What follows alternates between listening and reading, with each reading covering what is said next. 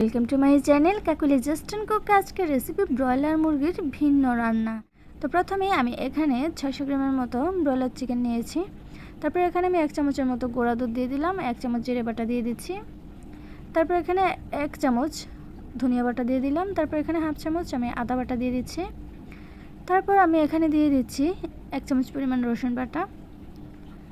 তারপর এখানে আমি দিয়ে দিচ্ছি 1.5 চা চামচের মতো মরিচের গুঁড়া।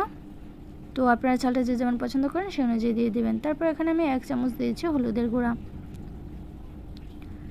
তারপর এখানে আমি দিয়েছি স্বাদ মতো লবণ। তারপর এখানে আমি 1 টুকরো লেবু নিয়েছি, এটা চিপে আমি রসটা এখানে দিয়ে দেবো, এতে করে টেস্টটা ভালো আসবে।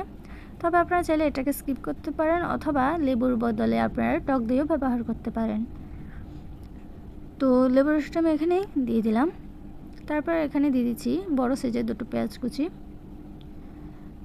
তারপর এখানে দিচ্ছি রান্নার তেল, এখানে আমি 2 চামচ পরিমাণ রান্নার তেল দিয়ে দিলাম। তো তারপর আমি হাতের সাহায্যে খুব ভালোভাবে একটু মেখে নেব। আর ম্যারিনেশনটা যেন খুব ভালো হয় সেটা অবশ্যই খেয়াল রাখবেন। আর খুব ভালোভাবে মেখে নেওয়ার পর আমি এখানে কিছু গরম মশলা দিয়ে দিচ্ছি। এখানে এলাচ, দারচিনি ও লবঙ্গ আছে, এটাকে আমি দিয়ে দিচ্ছি। দিয়ে একটু মেখে তারপর এটাকে ঢেকে আমি আধ ঘন্টার জন্য রেখে দেবো। তবে আপনাদের হাতে যদি কম সময় থাকে কম সময়ের জন্য রাখতে পারেন, অথবা যদি বেশি সময় থাকে বেশি সময়ের জন্যও রাখতে পারেন, তবে ম্যারিনেশনটা যেন ভালো হয়। তো খুব ভালোভাবে মেখানোর পর এখানে আমি কিছু আলুর টুকরো দিয়ে দিচ্ছি। আমার কিন্তু চিকেনের আলুটা খেতে দারুণ লাগে, তো সেই জন্য আমি দিয়েছি, তবে আপনারা চাইলে এটাকে স্কিপ করতে পারেন। তো খুব ভালোভাবে মেখে আমি এটাকে ঢেকে রেখে দিচ্ছি আধ ঘন্টার জন্য। আধ ঘন্টা পর আমি ফ্রাই প্যানটা একটু চুলায় বসিয়ে দিলাম, এতে পরিমাণ মতো কিছুটা তেল দিয়ে দিচ্ছি। তারপর এখানে আমি কিছু তেজপাতা টুকরো দিয়ে দিচ্ছি। এখানে আমি 2টো শুকনো লঙ্কা মাছ থেকে ভেঙে দুভাগ করে দিয়ে দিচ্ছি। তো শুকনো লঙ্কা আর তেজপাতাটাকে খুব ভালোভাবে আমি একটু ভেজে নিচ্ছি। অ্যাড করছি 5 ফোড়ন, এখানে 1 চিমটি জিরা, 1 চিমটি মিষ্টি জিরা, 1 চিমটি সরিষা, 1 চিমটি মেথি এবং 1 চিমটি কালো জিরা আছে।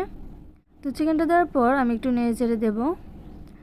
তো নেড়ে চেড়ে খুব ভালোভাবে 3 মিনিটের মতো আমি কষিয়ে নিয়েছি। তারপর এখানে আমি সমান সমান করে জল দিয়ে দিলাম। আমি এখানে গরম জল অ্যাড করেছি। দেখুন চিকেন আলু জল একদম সমান। তারপর এটাকে ঢেকে দিলাম। তো 2 মিনিট পর দেখুন ঝোলটা কিন্তু অনেকটাই শুকিয়ে গেছে আর সব কিছুই একদম সেদ্ধ হয়ে গেছে, দেখেই বোঝা যাচ্ছে, আপনারা বুঝতে পারছেন। তারপর এখানে 1 চামচের মতো আমি গরম মশলা দিয়ে খুব ভালোভাবে একটু মিশিয়ে দিয়েছি। তারপর আমি এখন নেড়ে চেড়ে খুব ভালোভাবে মিশিয়ে নেব, যাতে গরম মশলাটা খুব ভালোভাবে মিশে যায়। তো মিশিয়ে নেওয়ার পর এখানে আমি দিয়ে দিচ্ছি কিছু গোটা কাঁচা লঙ্কা, এতে করে ফ্লেভারটা ভালো আসবে। তো আমি ঠিক যেভাবে রান্না করছি ঠিক সেভাবে যদি রান্না করেন তাহলে কিন্তু হাত ছেটে পোটা খাবেন। তো একটু ঢেকে দিলাম। তো আরও কিছুক্ষণ পর আপনারা দেখেই বুঝতে পারছেন এটা ঝোলটা কিন্তু অনেকটাই শুকিয়ে গেছে, মানে একদম মাখা মাখা হয়ে গেছে। তো আমার চিকেনটা কিন্তু একদমই রেডি।